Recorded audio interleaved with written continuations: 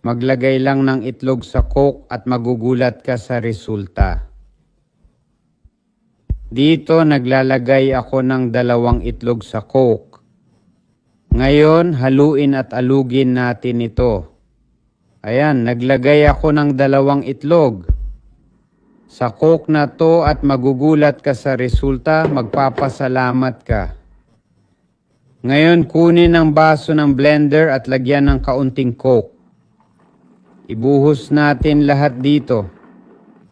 Dito, gumagamit ako ng 200 ml ng Coke. Tingnan mo ang timpla. Nagbago ang kulay, naging makrema. Ilagay natin dito ang ating blender.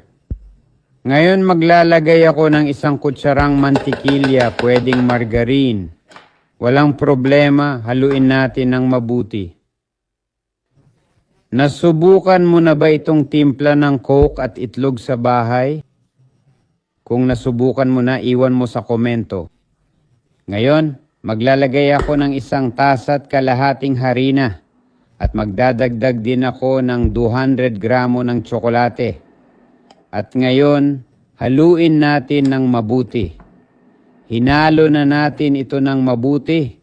Ngayon, maglalagay tayo ng 1 kutsarang baking powder. Haluin lang natin ng kaunti, hinalo na natin. Ngayon, kunin natin ang ating mold na pinahiran na ng mantikilya at harina. Ibuhos natin ang lahat ng ating halo sa loob ng mold. Tingnan mo kung gaano ito ka-creamy, magiging napakasarap nito. Nilagay na natin lahat. Ngayon ilalagay na natin sa preheated na oven, 180 degrees, sa loob ng 25 minuto. Magiging handa na ito. Tingnan mo, handa na ang ating chocolate cake. Ang ganda, di ba?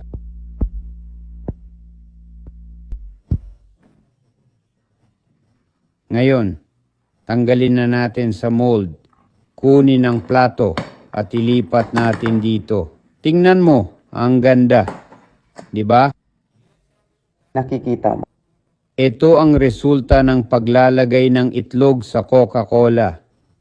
Para mas masarap pa, lagyan natin ng chocolate frosting. Mas sasarap ito, chocolate frosting o ganache ito. Tingnan natin ngayon kung ano ang itsura ng ating cake. Tingnan mo, ang ganda. Tingnan mo kung gaano ito kalambot. Anong marka ang ibibigay mo sa halong Coca-Cola at itlog na ito? Iwan ang sagot sa comments.